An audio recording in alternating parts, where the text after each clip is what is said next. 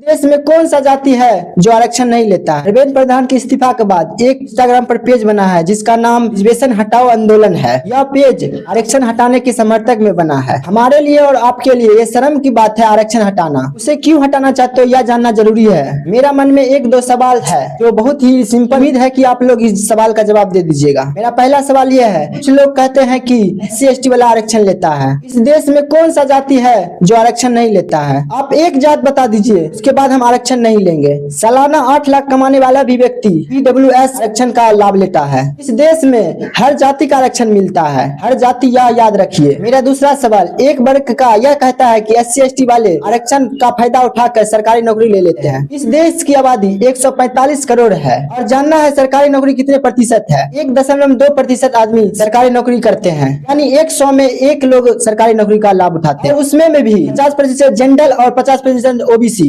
SC/ST 1% नहीं होना चाहिए। यह सवाल नहीं होना चाहिए रिजर्वेशन। आपका सवाल यहाँ पर रोजगार के लिए होना चाहिए। सवाल नंबर तीसरा, एक वर्ग कहता है SC/ST वाले अब बहुत पैसा कमाने लगे हैं, उसकी स्थिति बहुत ही सही हो गया है, तो आरक्षण को खत्म कर देना चाहिए। अम्बेडकर साहब ने आरक्षण लागू आर्थिक समानता के लिए नहीं किया था, इसलिए किया था कि सामाजिक समानता रहे, सामाजिक भेदभाव खत्म हो, जो छुआछूत करते वो खत्म हो। तो सवाल अब यह आता है, बाबा साहब अम्बेडकर को आरक्षण लागू की हुई मकसद पूरा हो गया, लागू की गई आरक्षण का मकसद पूरा हो गया, तक ये आरक्षण हटा दो। लेकिन अगर नहीं हुआ, आपको बोलने की कोई हक नहीं है कि रिजर्वेशन हटाओ। अब बात करते हैं आरक्षण हटाने की। आज भी आप गाँव चले जाइए, कई गाँव आपको ऐसा दिखाई देगा जहाँ दलित का जिला और गाँव दूर और गाँव से अलग रहता है। अगर जात के नाम पे भेदभाव नहीं होता है तो आरक्षण बिल्कुल हटा देना चाहिए। अगर ऐसा होता है तो आपको बोलने का कोई अधिकार नहीं है। आप एक बार सोच के देखिए।